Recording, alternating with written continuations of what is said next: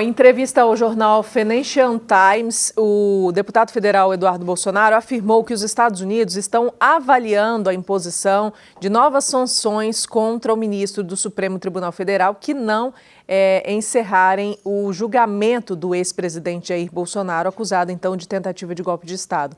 Segundo ele, as opções de Donald Trump incluem desde a retirada de vistos de aliados ao ministro Alexandre de Moraes até sanções contra a esposa dele, a quem chamou de braço financeiro do magistrado. Eduardo também disse que pretende viajar à Europa para tentar convencer parlamentares da União Europeia a adotar medidas semelhantes, citando o apoio de líderes de direita como André Ventura, de Portugal, e um grupo de eurodeputados que já solicitou sanções contra Moraes. O parlamentar defendeu suas ações, afirmando que são uma maneira de salvar a democracia e nega que suas investidas internacionais sejam antipatrióticas ou prejudiquem a economia brasileira. Josiel. Pois é, veja bem, a imprensa americana, a imprensa mundial já está falando nesse sentido, ou seja, reconhecendo que não houve realmente uma tentativa de golpe, que existe uma narrativa muito forte com relação a isso tudo aí. É por isso dessas investidas contra, por exemplo, o STF e principalmente a questão do ministro Alexandre de Moraes, por causa das penas muito altas que as pessoas acabaram recebendo e o modo como está sendo conduzido a questão desse inquérito. A questão do próprio Felipe Martins, pouco se tem falado, mas a entrada dele nos Estados Unidos, através ali de uma manobra, não se sabe de quem, ou seja, se sabe, mas ainda não foi divulgado, né? Então, tudo isso aí, a questão do próprio depoimento, né, do Tenente Coronel Cid, que acabou então se sentindo ali como acuado para fazer todas as afirmações que pudesse ser feita, ele mesmo disse isso. A questão do próprio advogado, né, do Felipe Martins,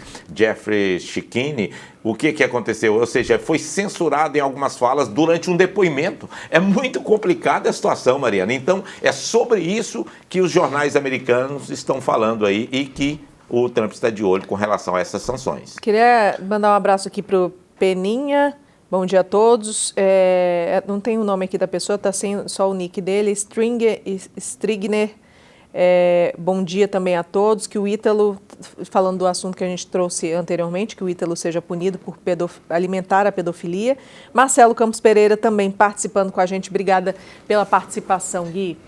Bom, Mariana, José, eu sempre respeito muito suas opiniões, mas nesse caso eu não posso concordar com essas colocações, porque é óbvio que houve uma tentativa de golpe no Estado no Brasil. Isso aí quem dizem não é o PT.